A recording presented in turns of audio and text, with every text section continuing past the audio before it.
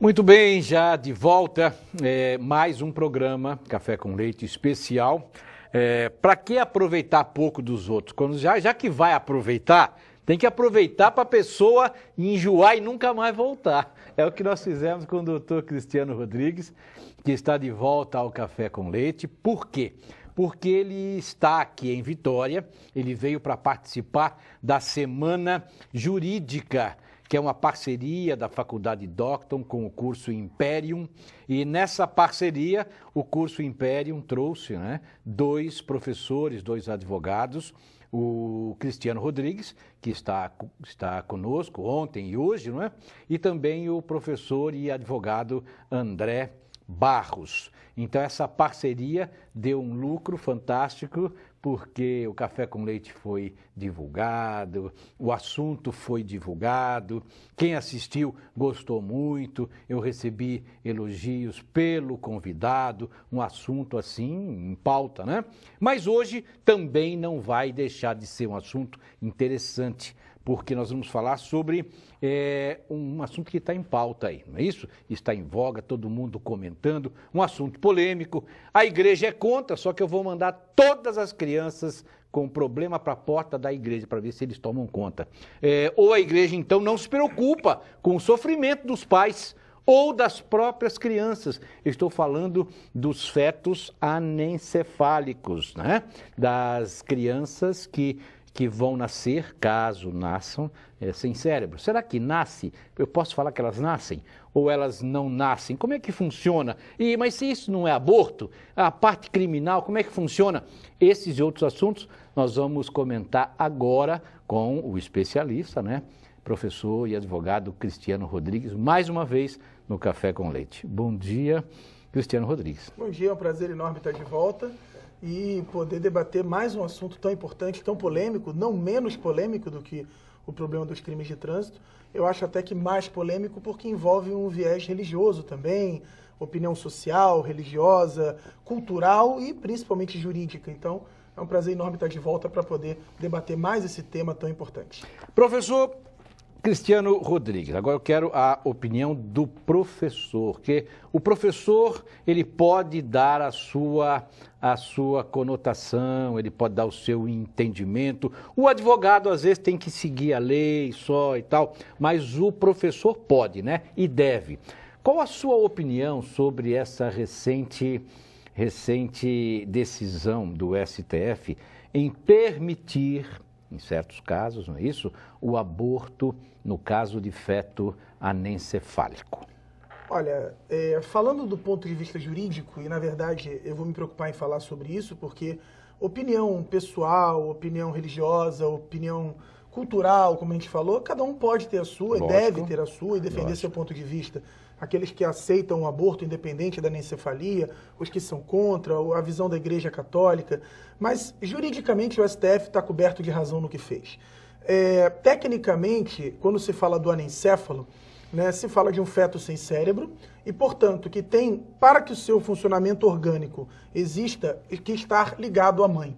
No momento em que ele nasce e se desvincula da mãe, automaticamente, por não ter cérebro, não há comando no funcionamento orgânico e, portanto, ele ou já nasce morto ou tem alguns minutos de coração batendo quando isso cessa, porque não há mais comando para que isso aconteça pela ausência do cérebro. Mas em direito penal, a gente usa um critério para a delimitação da morte, que é a morte cerebral. Não é à toa que a doação de órgãos acontece quando o coração ainda está batendo, quando ainda há respiração, muitas vezes assistida, mas para que se possa fazer a doação de órgãos, o cérebro tem que parar de funcionar. Então a morte cerebral ou encefálica, hoje é uma discussão na medicina em relação a isso, é o critério para a morte. E, portanto, se esse é o critério para a morte, e o feto que nasce sem cérebro, o STF entendeu que não há vida. E, portanto, na ausência de vida, não haveria que se falar num crime contra a vida, que é o aborto. Se não há vida, não há crime contra a vida. E se o critério jurídico de morte é a cessação da atividade cerebral, obviamente um feto sem cérebro não tem funcionamento cerebral. Então, uma equação muito simples de que na ausência de funcionamento do cérebro não há vida. Na ausência de vida não pode haver crime contra a vida. Então, é uma decisão muito técnica, muito específica, que demorou para sair, talvez pela pressão religiosa, social, política, mas juridicamente, efetivamente não deve se falar em crime de aborto. Eu acho que o meu bebê vai nascer sem cérebro, vou fazer um aborto. É assim que funciona, doutor Cristiano? Não, de maneira alguma. Isso também é uma informação um pouquinho equivocada. As pessoas têm a impressão de que isso pode ser feito de qualquer maneira. Na verdade, tem que haver uma constatação por exames, tem que haver um laudo pericial técnico para que o aborto seja autorizado. Né? É importante lembrar que a gente está falando de um aborto de um feto sem cérebro, mas o Código Penal autoriza 2 tipos de aborto. Já é permitido? Sim, já existe no artigo 128 do Código Penal 2 tipos de aborto autorizados. Sim. O primeiro, quando essa é a única forma de salvar a vida da gestante, e nós estamos falando do feto com cérebro, feto normal, mas você precisa fazer o aborto para salvar a vida da gestante. Isso é autorizado, isso não é crime. Vejam que você interrompe a vida, mas o Código Penal, pela ponderação de bens, autoriza. E o aborto, esse talvez o mais polêmico, decorrente do estupro, quando a gravidez decorre de estupro. E aí, do mesmo jeito, existe autorização legal para se fazer o aborto. E repito, um feto normal. Mas se a gravidez é produto de estupro, cabe essa disponibilidade, escolha da mãe, se ela quer ou não prosseguir com a gravidez. Ela pode prosseguir, mas a lei penal autoriza que ela interrompa a gravidez se ela é produto dessa violência sexual. Então, não é a primeira hipótese de aborto autorizado em nosso ordenamento, essa do anencéfalo. Então seria a terceira. Seria uma terceira que não é legal, certo, mas é produto de princípios constitucionais e penais de ausência de bem jurídico tutelado. Leia-se, sem vida não há crime contra a vida.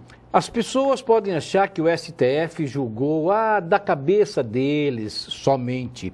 Eu acho que isso deve ter tido apoio de técnicos. É isso, sim, professor? Sim.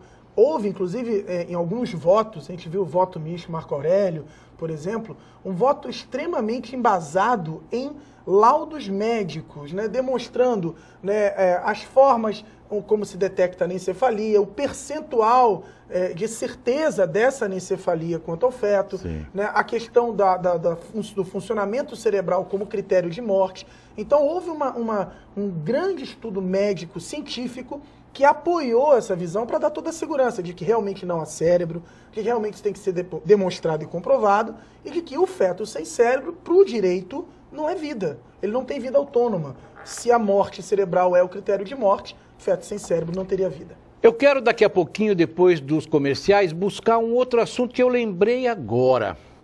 O Brasil é signatário do Pacto de São José da Costa Rica, que trata de direitos humanos, não é isso mesmo?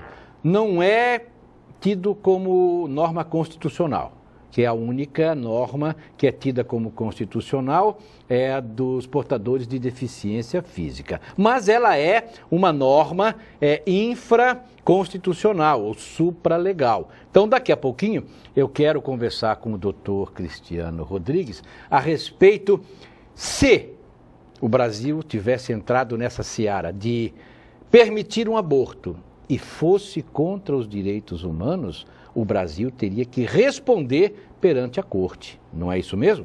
Então, daqui a pouquinho, no próximo bloco, o doutor Cristiano Rodrigues fala sobre isso aí. O Brasil foi contra os direitos humanos ou não? Daqui a pouquinho, me aguardem.